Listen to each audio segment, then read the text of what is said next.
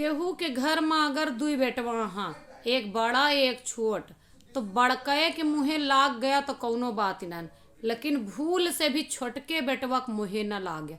छोटके बेटवा के मुँहे अगर केहू के लाग गया तो समझ लिया कि तो अपन 7 पुश्त नेउतवावे का है तुहका।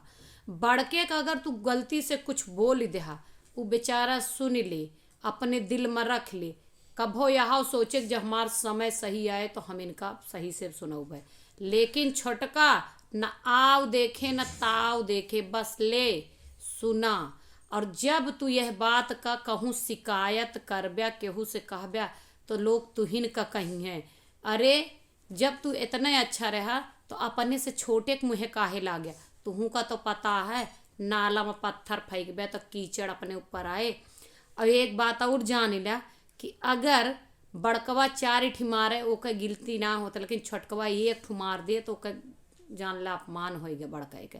ये लिए कभो भूल से छोटकाए के मुँहे ना ला गया।